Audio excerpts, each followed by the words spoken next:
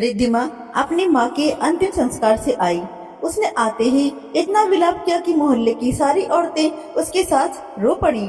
सबको लगा कि रिद्धिमा माँ के जाने से पूरी तरह टूट गई है, लेकिन 13वीं का काम होते ही उसने अपने बैग पैक कर लिए। हरिशंकर जी अब पूरी तरह से अकेले और टूट चुके थे।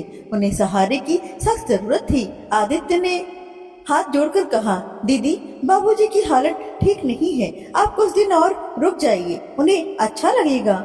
शहर के पुराने और प्रतिष्ठित मोहल्ले शांति नगर में हरीश जी का परिवार रहता था। हरीश जी और उनकी पत्नी कमला देवी बहुत ही सीधे और संस्कारी स्वभाव की थी। उनके 2 बच्चे थे, बड़ी बेटी रिद्धिमा और छोटा बेटा आदित्य।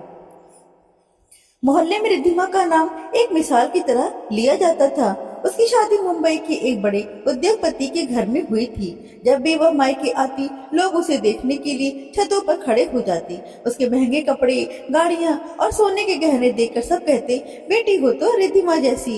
हर त्योहार पर वह महंगे उपहार भेजती, पिता के लिए शॉल, माँ के लिए दवाइयाँ और मेवे। बाहर वालों को लगता था कि वह अपने माता पिता से बहुत प्यार करती है, लेकिन इस चमक के पीछे का सच केवल उस घर की दीवारें ही जानती थीं। आदित्य अपनी पत्नी नेहा के साथ उसी घर में रहता था। उसने एक साधारण सरकारी नौकरी चुनी थी ताकि वह अपने बूढ़े माता पिता के पास रह सके। उसे कई बार बड़े शहरों से अच्छे ऑफर मिले, लेकिन उसने इस हर बार मना कर दिया। समय बीतता गया और उम्र के साथ कमला देवी और हरिश्चंद्र जी बीमारियों से घिरते गए। कमला देवी को गठिया हो गया और हरिशंकर जी को अस्थमा। अब घर की सारी जिम्मेदारी आदित्य और नेहा पर आ गई। नेहा का दिन सुबह 4 बजे से शुरू होता। सास को गर्म पानी देना, उनके पैरों की मालिश करना, बाबूजी की मशीन तैयार करना, फिर घर का सारा काम करना। आदित्य भी दफ्तर से आते ही माता पिता के पास बैठ जाता। रात रात भर जागकर उनकी सेवा करता। कई बार दोनों हफ्तों तक ठीक से सो भी नहीं पाते थे। इन सब के बीच रिद्धिमा की भूमिका सिर्फ रविवार के 10 मिनट के वीडियो कॉल पर तक सीमित थी।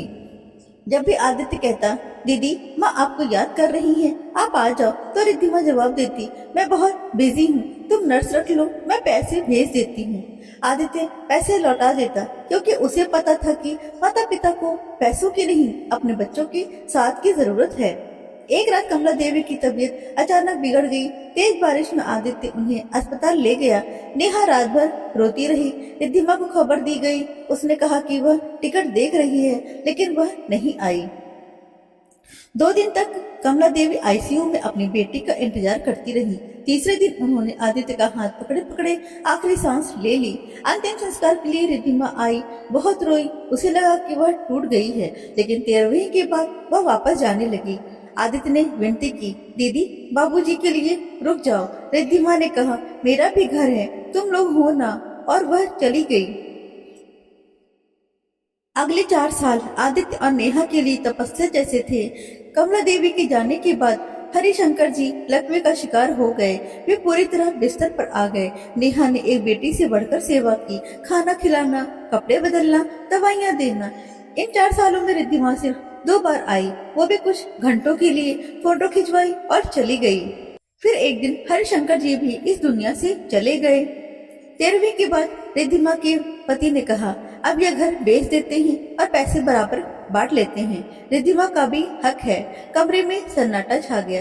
तभी हरिशंकर जी के वकील गुप्ता जी खड़े हुए।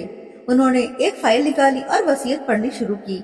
मैं हरिशंकर अपने पूरे होशो हवास में यह वसीयत लिख रहा हूँ कि मेरी सारी संपत्ति का वारिस मेरा बेटा आदित्य और बहू नेहा होंगे। यह फैसला इसलिए नहीं क्योंकि वह मेरा बेटा है, बल्कि इसलिए क्योंकि जब मैं असहाय था तब वह मेरे हाथ पैर बने। हक उसी का होता है जो फर्ज निभाता है। जन्म लेने से कोई वारिस नहीं बनता। वारिस वो बनता है जो अंधेरे में माता पिता के लिए रोशनी बनता है। यह सुनकर पूरा कमरा शांत हो गया। रिद्धिमा का चेहरा उतर गया। उसका दिखावा सबके सामने टूट चुका था।